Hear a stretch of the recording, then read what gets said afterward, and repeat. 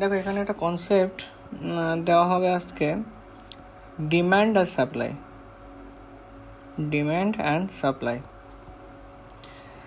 এখানে আমরা বুঝতে পারি দুটো একদম পুরো ওতপ্রোতভাবে জড়িত মার্কেটের ক্ষেত্রে। যে ডিম্যান্ড আর সাপ্লাই কি? আচ্ছা, ডিম্যান্ড বলতে আমরা কী বুঝি সাধারণত? ডিম্যান্ড বলতে সেটাই বুঝি যে একজন কনজিউমার মানে গ্রাহক যেটা জন্য চাইছে, উইলিং এবং অ্যাবেল টু বাই, মানে কিনতেও পারবে। এরম নয় যে শুধু willing and able to buy, মানে কনজিউমার যে ডিম্যান্ড মানে এটাই জিনিস, কনজিউমার যেটা চাইছে, তার ইচ্ছা আছে, প্লাস সে কেনার ক্ষমতাও আছে বা ক্ষমতা রাখে, তাকে বলা হচ্ছে ডিম্যান্ড। ঠিক আছে তো? আচ্ছা, সাপ্লাই কাকে বলছি? যে সাপ্লাই, আগে ডেফিনেশনগুলো আমাদের বুঝতে হবে যে সাপ্লাই মানে কি। সাপ্লাই মানে সরবরাহ বাংলায়। এই যে মানে কোয়ান্টিটি অফ কমোডিটি, মানে কমোডিটি মানে আমরা যে সমস্ত গুডস আমরা মার্কেট ইউজ করি, কোয়ান্টিটি অফ কমোডিটি যেটা একটা ফার্ম মানে উৎপাদক, এখানে বলা যে মানে উৎপাদন করছে, এও উইলিং মানে ইচ্ছুক আছে, উইলিং এবং অ্যাবেল টু সেল। শুধু উৎপাদন করলে হবে না, তার বিক্রি করার ক্ষমতাও আছে। কি হলো? অ্যাট এ গিভেন প্রাইস মানে একটা নির্দিষ্ট দামে বিক্রি করার ক্ষমতা আছে, সেটাকে বলা হচ্ছে সাপ্লাই। এবার চলো এদের ব্যাপারটা বুঝে নিই। এবার আমরা ডিমান্ডের ক্ষেত্রে কিছু ডিটেলস ব্যাপারটা বুঝে নিই যে ডিমান্ড কী কিসের ওপর ডিমান্ড আমার ডিপেন্ড করে। আচ্ছা, আমাদের সবসময় মনে করতে হবে যে ডিমান্ডের ক্ষেত্রে জিনিসের দাম, প্রাইস, এর সঙ্গে ইনভার্স রিলেশন আছে কোয়ান্টিটি। এইটা মনে রাখবে, এটা ইনভার্স রিলেশন প্রাইসের সঙ্গে ডিমান্ডের ইনভার্স রিলেশন আছে। যদি আমরা কাপটা এইভাবে তৈরি করি যে এই দিকে আমাদের কোয়ান্টিটি আর এই দিকে যদি প্রাইস, যদি দেখি আমাদের কার্ভটা আসে ঠিক এই রকম, এটা ডিম্যান্ড কার্ভ বলা হয়, ডিম্যান্ড কার্ভ। কেন? যখন প্রাইস হায়ার হচ্ছে, এই যত উপরে প্রাইস হচ্ছে তত পরিমাণটা কমে যাচ্ছে, আর যত প্রাইস লো হচ্ছে তত কোয়ান্টিটির পরিমাণটা বাড়ছে।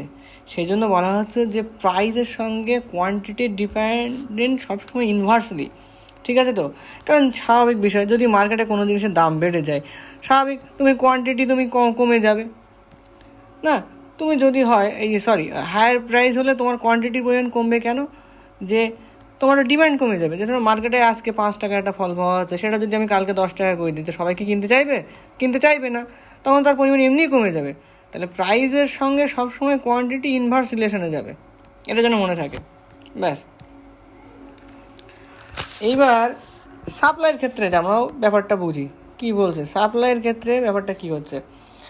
সাপ্লাইয়ের ক্ষেত্রে না ঠিক উল্টো জিনিস হয়। দেখো এখানে ডিম্যান্ড আর সাপ্লাই দুটো জিনিস বুঝতে হবে। একই কার্ভ যাবে, আমাদের কার্ভগুলোর একই গ্রাফ নিয়ে আসবো।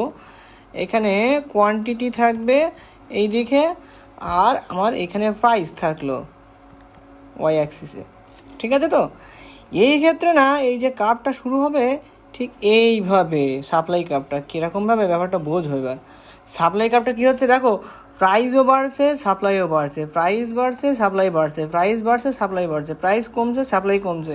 তার মানে আমরা বলতে পারি যে আদার্স যত রকম মার্কেট ম্যানিপুলেশন ফ্যাক্টর আছে, সবগুলো আদার্স ফ্যাক্টরগুলো যদি কনস্ট্যান্ট রাখি, মানে তাদের কোনো পরিবর্তন নেই, তাহলে আমরা বলতে পারি যে যদি প্রাইস ইনক্রিজ করে তাহলে সাপ্লাইও ইনক্রিজ করবে। ঠিক আছে তো?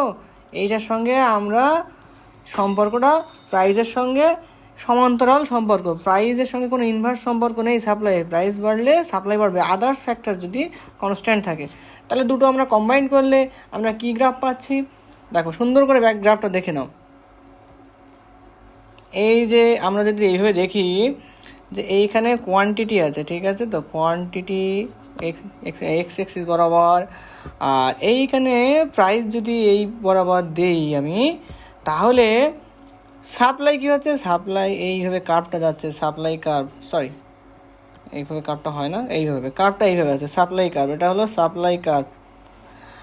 আর ডিম্যান্ড কার্ভটা ঠিক এইভাবে আসে। ঠিক আছে তো? এটা হলো ডিম্যান্ড কার্ভ, এটা হলো ডিম্যান্ড কার্ভ।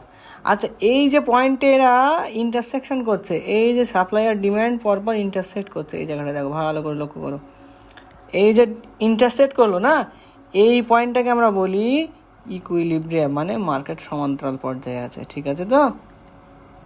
দেখো, এটা খুব সহজে বোঝালাম। ভিতরের জিনিসগুলো পরবর্তী চ্যাপ্টারে তোমাদের বোঝাবো। আশা করি যদি ভালো লাগে ডিম্যান্ড সাপ্লাই কার্ভ বা বিষয়টা, তাহলে আমাকে জানিও কমেন্ট করে।